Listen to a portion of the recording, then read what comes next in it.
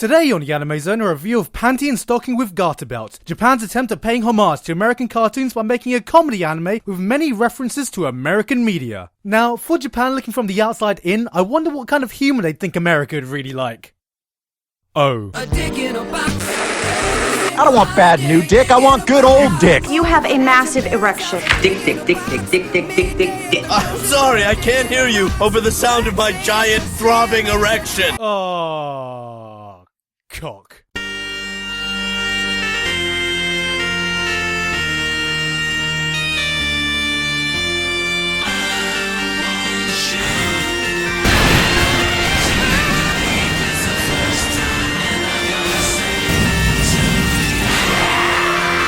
High-class demon commanders! Report, motherfuckers!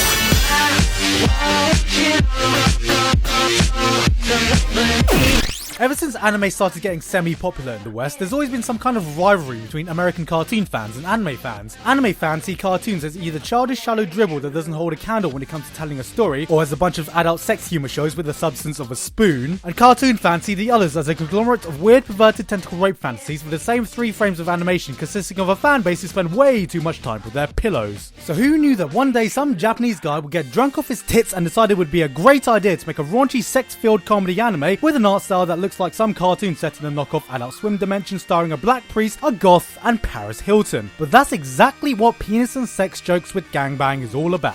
Meet the fallen angels Panty and Stocking, the Anarchy sisters who got thrown out of heaven because they were somehow too offensive with their foul mouths, unangel-like behaviour, and general attitude of not giving a fuck. Or apparently too many. As punishment, they are now trapped in the purgatory of Danton City, where the show follows their daily adventures of killing ghosts, taking names, kicking ass, and chewing bubblegum. Or condoms, apparently. Under the guidance of Garterbelt, they use their heavenly powers to transform their divine Panty and Stockings into holy weapons that they use to battle the evil monsters of shit, the wicked beasts of snot, and what the fuck am I reading? Yes, I'm not sure what Gainax was smoking, snorting, or injecting when making this, but that's as much sense as a plot synopsis is ever gonna make. Because trying to sell Panty and Stocking for its story is a bit like trying to sell porn for its cinematography. What the show is really about is its over-the-top zaniness and vulgar humour as a homage to American animation and a parody of Western media. The first thing people will notice about this anime is that it looks nothing like a fucking anime. The art style resembles Powerpuff Girls on crack and mostly consists of 10-minute one-off Monster of the Week type stories in the same format as something like Dexter's Laboratory, and has minimal continuity until the final few episodes. Each episode is pretty formulaic, with a new ghost appearing which our main duo need to kill, which they go about doing in various ways when they're not busy parodying Transformers, taking a stab at high school movies, or reenacting the opening sequence to Saving Private Ryan with sperm. Saving Private Ryan with sperm. Yup, you have Panty, a typical feisty blonde with a foul mouth who transforms her underwear into guns while fighting ghosts, though she'd much rather spend all her time partying and finding different guys to fuck. Her sister Stocking is an equally lazy gothic Lolita with an obsession for sweets whose power comes from her stockings that she transforms to use as katanas. Garterbelt completes the trio off, a black priest with an afro who has a secret obsession for bondage and molesting little boys. Ha! Ah, subtlety. His job is to keep the angels under control, and the only real thing missing about his character is that he didn't get voiced by Samuel L. Jackson. Oh, no offense, preacher man, but Jesus God, what is that? What happened here was a miracle, and I want you to fucking acknowledge it. Now, here's why I hit a roadblock in this review, because you know what? This is a comedy anime, and how funny it is will vary from person to person because comedy is such a subjective thing. So the best thing I can do is just describe it to you and hope that you get an idea of whether it's your type of humour or not. In a nutshell, it's crude and unrestrained, touting every kind of immature joke in the book, which is ironic considering this is meant to be a mature show, when I would say that the humour is anything but. But. And here's exactly what I mean. The basic formula dick joke for an episode is to either parody or reference a popular Western theme, blowjob, while throwing in swear words or sexual jokes every other line. Vagina. There's not that much thought put into the writing since most jokes are just as lowbrow and vulgar as you can get. Cock. And while this may be amusing for the first few episodes, penis, it can get kinda grating after a while since there's no subtlety, and it's just the same thing every episode. Giant erection with a different setting.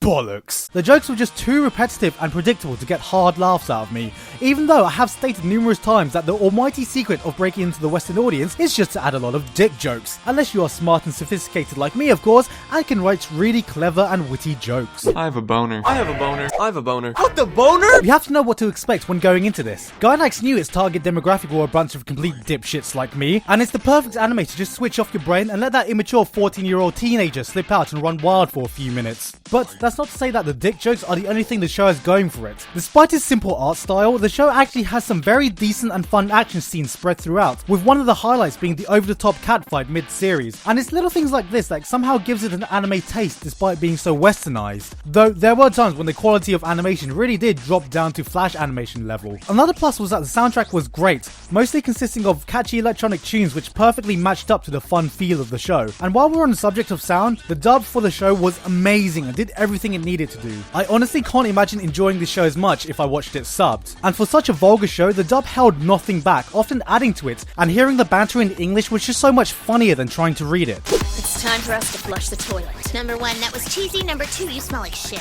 How about I buy you a cake from that fancy bakery and you manage to do this without saying another fucking word? As long as what I'm saying now doesn't count, I'm in. Then let's make this fucking fucker pay for covering me in this fucking shit. Okay, you can reply to that. You could obviously tell how much fun the voice actors were having when recording this, and it shines through with their performances. On top of the fact that this is such a westernized anime, it's a no-brainer that this is one show that should be watched dubbed. All this adds up to a very entertaining package that has more going for it than meets the eye. It was fun seeing the typical stupid transformation sequence turn into a seductive pole dance. It was a nice little touch to have the clay ghost blow up every time in live action as one was killed. And just seeing an anime like this was a breath of fresh air in itself. Even if it was trying to appeal to the American audience so hard, the back of the box art might have well just consisted of the words "Please Adult Swim, please" and a picture of someone bending over backwards. But as an experimental anime, I would say that this was a success. Remember that this came from Studio Gainax, the studio that gave us Neon Genesis Budget Control, ADHD the anime, and Tengen Topper Fuck Logic Up the Arse. So saying that Gainax likes to experiment is a bit like saying the entire cast of Jersey Shore likes to be fucking retards. But whether it's a hit or miss, I can never stop saying that they put all the effort into it. You can quite clearly tell that Gainax tried really hard with this, and even if it was just full of dick and sex jokes, they put their heart and soul into making every dick and sex joke as vulgar and lowbrow as possible, which in my eyes deserves credit in some weird and twisted way. Overall, Panty and Stocking with Garterbelt is a mixed bag with a few hit and misses, but some of the spread out action scenes and great soundtrack make it a very entertaining package overall. For me, the show is more fun than funny, more entertaining than laugh out loud, and it surely won't appeal to everyone, but if you can let that immature side of you run wild for a while and aren't easily offended or watch stuff with your mum in the living room, you could try giving this a watch. Currently, Panty and Stocking with Garterbelt is licensed by Funimation and is also available for streaming subbed and dubbed on their website. And with that, I think I've gone through enough dick jokes to last me a lifetime. So, you know what? Why don't we switch to some more refined media for a while, just so we can feel a bit more sophisticated. The government's control of the whole electoral process rendered the vote unfair, according to Dutch observer Tiny Cox. Oh, for fuck's sake! Hey guys, Gigguk here. I hope you enjoyed that review of Panty and Stocking. It's been a while, I know, but I'm trying to work on getting more regular videos out, whether it be reviews or rants or reactions, and I'm actually working on Averbridge 4.0 now, so yeah. If this is your first time watching me, then you can check out some of my other stuff right here, and if you like it, you know, try and give me a like, subscribe maybe, and don't forget you can also find me on Facebook and Twitter in the description below. Anyway, that's it for me now though, so I'm gonna go back to working on some more videos for you guys. So until then, I've been Gigguk, and I'll see you all next time.